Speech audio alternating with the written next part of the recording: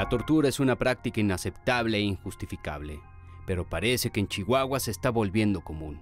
Golpes con puños y pies, descargas eléctricas, abuso sexual, amenazas de violación y de muerte, así como asfixia por medio de bolsas de plástico, son algunas de las prácticas de tortura en las que han incurrido autoridades policíacas en esa entidad, al norte del país. Al menos 2 casos han llamado la atención de la opinión pública.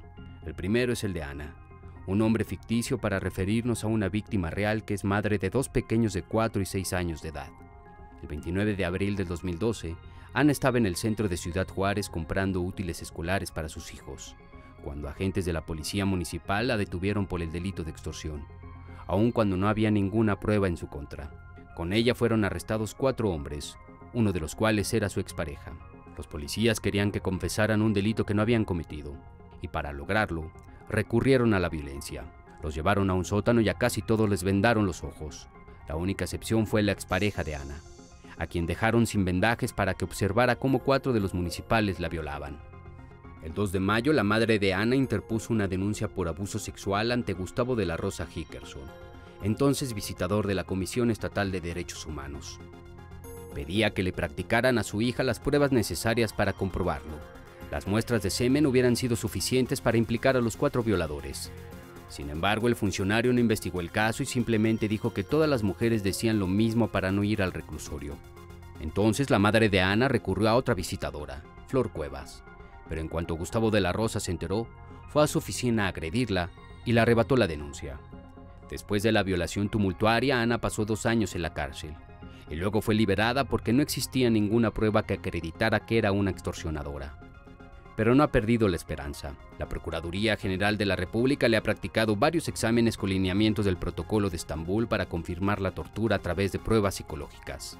El segundo caso ocurrió el 4 de enero del 2013. Un hombre llamado Fernando y su hijo Ricardo fueron acusados del mismo delito que Ana, extorsión, en la misma ciudad, Juárez, pero ahora por agentes ministeriales. La madrugada de ese día, los 5 policías entraron con lujo de violencia a casa de Ricardo, quien vivía con su esposa y una bebé, y lo sacaron a golpes. Su hermano de 12 años estaba de visita y también fue testigo de la escena. Afuera de la casa, Ricardo fue hincado y le dieron varios cachazos en la cara y la cabeza. Luego lo obligaron a llevarlo a casa de su padre Fernando. Ahí los agentes irrumpieron nuevamente de manera violenta en el lugar, y sin orden de cateo alguna.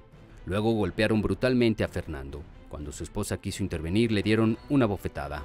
Ricardo y Fernando fueron trasladados a la fiscalía sin orden de aprehensión y quedaron incomunicados por 64 horas. En ese tiempo estuvieron encerrados en un sótano donde les aplicaron descargas eléctricas en los testículos.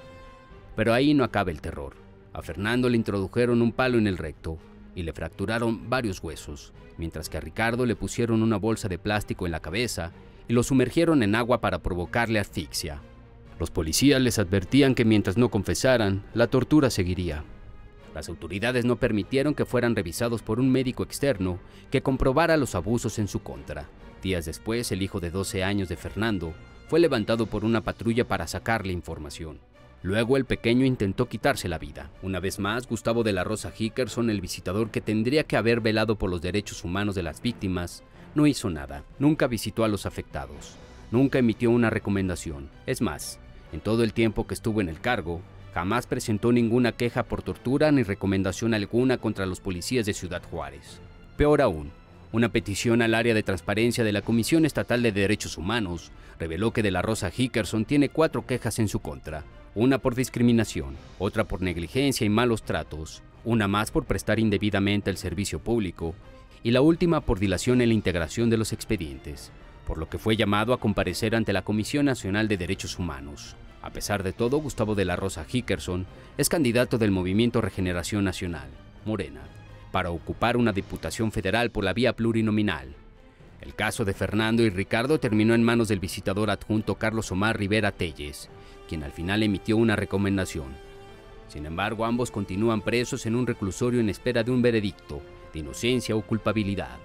La policía ministerial negó haberlos torturado, pero eso sí, extrañamente, se ofreció a reparar el daño.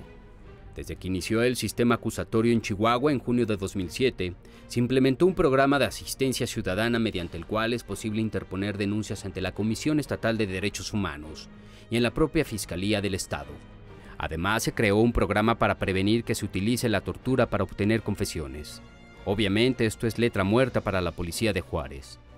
De acuerdo con la Comisión Nacional de Derechos Humanos, entre 2010 y 2013, se denunciaron 7,000 casos de tortura policial en el país, ante la CNDH, la mayoría de ellos en Ciudad Juárez.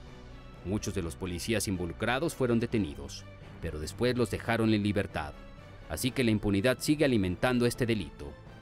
De acuerdo con el informe Fuera de Control, Tortura y otros malos tratos en México, presentado el año pasado por Amnistía Internacional, en Chihuahua hay registro de al menos 4 casos en los que el Ministerio Público y los jueces pasaron por alto denuncias de detenciones arbitrarias y tortura, y donde los testimonios en video obtenidos bajo tortura en presencia del Ministerio Público fueron validados posteriormente por el juez como pruebas fiables, pese a la retracción y la denuncia de tortura de los imputados cuando comparecieron ante el juez.